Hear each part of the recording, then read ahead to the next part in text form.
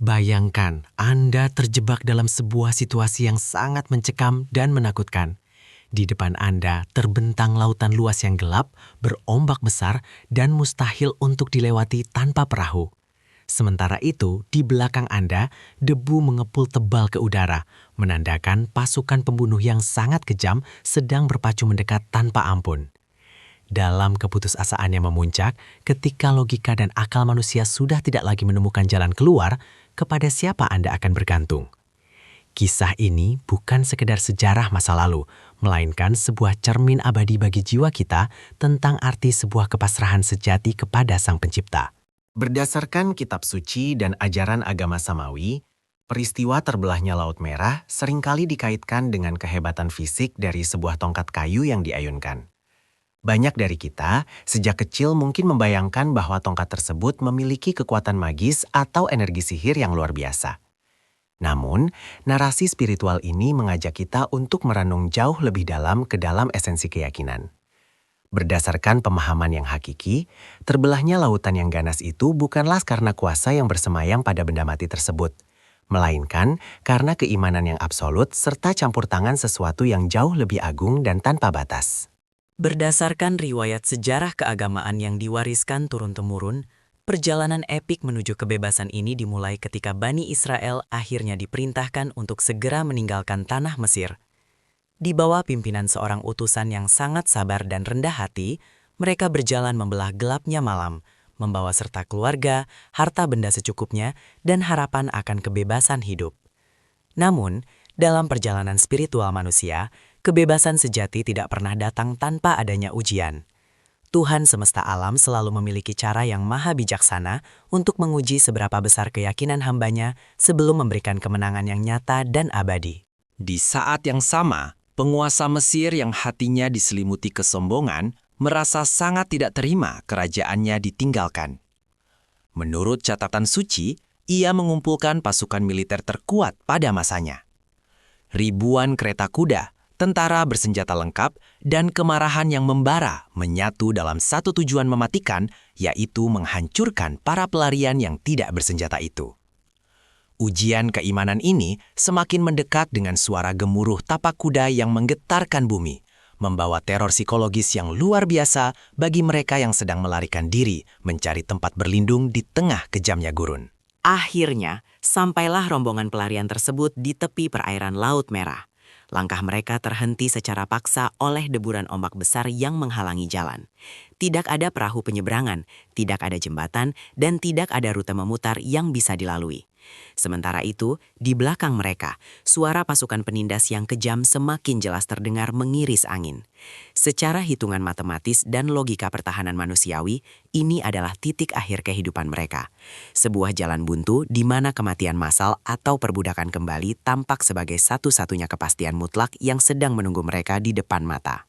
Kepanikan massal segera melanda seluruh barisan pelarian tersebut. Berdasarkan kitab suci, orang-orang mulai meratap sejadi-jadinya, menyalahkan keadaan, dan kehilangan harapan secara drastis. Mereka mengira bahwa perjalanan panjang dan melelahkan ini hanyalah sebuah kesia-siaan yang pada akhirnya berujung pada kebinasaan yang tragis. Ketakutan adalah respons alamiah manusia saat menghadapi ancaman fatal di depan mata. Namun, di tengah badai keputusasaan massal itu, ada satu sosok pemimpin yang tidak sedikit pun menunjukkan rasa gentar. Hatinya yang murni tidak terpaut pada ganasnya lautan di depan atau tajamnya pedang di belakang. Sosok utusan Tuhan itu tetap berdiri dengan ketenangan batin yang luar biasa. Ia menyadari sepenuhnya bahwa dirinya hanyalah manusia biasa, tidak memiliki sayap gaib untuk terbang melewati laut, atau kekuatan fisik raksasa untuk melawan ribuan tentara elit sendirian. Namun, disinilah letak rahasia spiritual terbesarnya. Ketentraman jiwa yang ia miliki tidak bersumber dari kepercayaan diri yang buta, melainkan dari kepasrahan total dan tak bersyarat kepada Sang Pencipta alam semesta.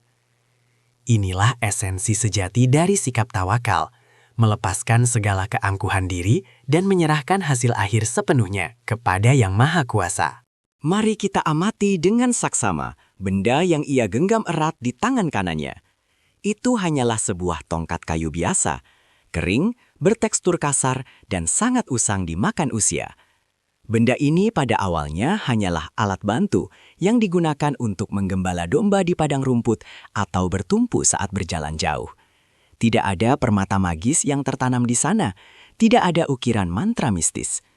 Menurut pemahaman tauhid dan spiritual yang murni, meyakini bahwa tongkat itu sendiri yang membelah lautan adalah sebuah kekeliruan besar. Benda mati tetaplah benda mati yang tak berdaya. Pada momen kritis dan genting tersebut, seluruh alam semesta seakan terdiam menahan napas. Sang utusan memanjatkan doa dalam diam dari lubuk hatinya yang terdalam, menegaskan kembali sumpah keimanan dan kepercayaannya. Ia tahu persis bahwa Tuhan yang memerintahkannya untuk berjalan ke arah lautan adalah Tuhan yang sama yang memiliki kuasa penuh atas air, angin, dan seluruh elemen kehidupan raya. Ia sama sekali tidak meminta tongkat kayunya menjadi sakti mandraguna. Ia hanya meminta petunjuk dan pertolongan dari Zat yang Maha Mengetahui setiap jalan keluar dari segala macam kebuntuan hidup.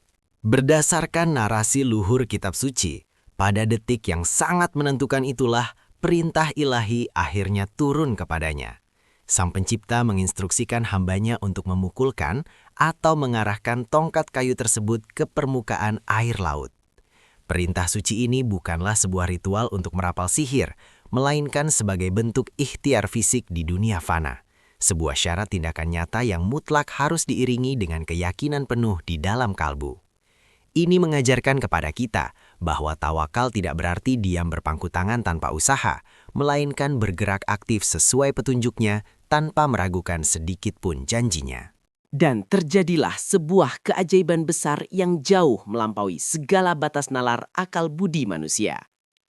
Air laut yang wujud aslinya adalah cairan yang selalu mengalir bebas, tiba-tiba membelah diri dengan dahsyat dan berdiri tegak laksana dinding gunung batu yang sangat kokoh.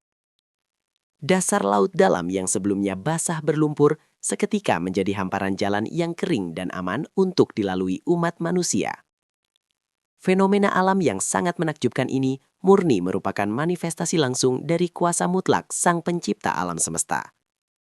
Mujizat agung ini diturunkan bukan untuk memuliakan sepotong kayu, melainkan sebagai jawaban kontan atas keimanan hamba yang tidak tergoyahkan.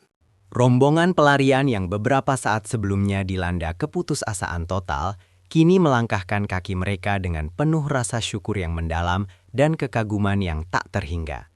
Mereka berjalan dengan aman di antara dua dinding air raksasa yang menakjubkan, mengalami sebuah pengalaman spiritual yang tidak akan pernah terhapus dari ingatan. Disinilah letak pembuktian nyata bahwa bagi Tuhan yang Maha Esa tidak ada satupun hal yang mustahil. Seluruh hukum alam semesta tunduk sepenuhnya pada kehendaknya. Ketika umat manusia mau menyandarkan harapannya secara utuh kepada Sang Halik, maka pintu jalan keluar akan selalu terbuka lebar di tempat yang paling tidak masuk akal sekalipun. Namun ironisnya, keajaiban visual sebesar itu rupanya masih tidak cukup untuk meluluhkan hati manusia yang telah tertutup rapat oleh hijab kesombongan dan kekuasaan duniawi.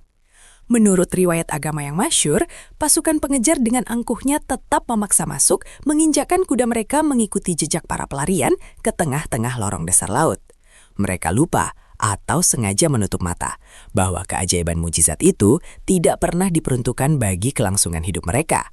Kesombongan pangkat dan keangkuhan intelektual seringkali membuat manusia menjadi buta terhadap peringatan ilahi, menuntun mereka berbaris dengan rapi melangkah menuju gerbang kehancuran mereka sendiri. Seketika setelah seluruh rombongan yang dilindungi berhasil tiba di tepi daratan seberang dengan selamat, tak kurang suatu apapun, hukum alam pun segera dikembalikan pada ketetapan asalnya oleh Sang Pencipta. Dinding air laut yang sebelumnya dipaksa berdiri kokoh itu secara serentak runtuh berjatuhan dengan kekuatan hantaman yang sangat luar biasa dahsyat. Pasukan militer raksasa yang terbiasa menindas sesama manusia itu pun lenyap, tanpa daya tertelan oleh ganasnya lautan lepas, mengakhiri era kezaliman dan kesombongan mereka untuk selama-lamanya. Sekali lagi, peristiwa historis ini membuktikan dengan gamblang bahwa kekuatan militer dan senjata sebesar apapun tidak akan pernah ada artinya jika dihadapkan pada ketetapan kehendak Sang Penguasa alam semesta. Sebatang penutup perenungan kita, kisah agung yang melintasi zaman ini meninggalkan pesan spiritual yang sangat berharga dan mendalam bagi kelangsungan jiwa kita semua. Sebatang tongkat kayu itu pada hakikatnya hanyalah sebuah perantara kecil yang tidak berdaya. Sedangkan kekuatan sejati yang membelah ganasnya lautan adalah murni karena keimanan dan tawakal yang absolut kepada Tuhan. Dalam realitas kehidupan kita sehari-hari di masa modern ini, kita mungkin seringkali merasa terjebak dalam masalah berat yang terasa seperti lautan tanpa ujung. Jika kita hanya mengandalkan rasionalitas logika, uang atau kekuatan materi belaka, kita pasti akan kelelahan dan tenggelam. Namun, jika kita mau merendahkan hati dan memasrahkan segalanya kepada Sang Pencipta, sambil terus berikhtiar, niscaya jalan keluar dan keajaiban akan selalu hadir menyapa kehidupan kita.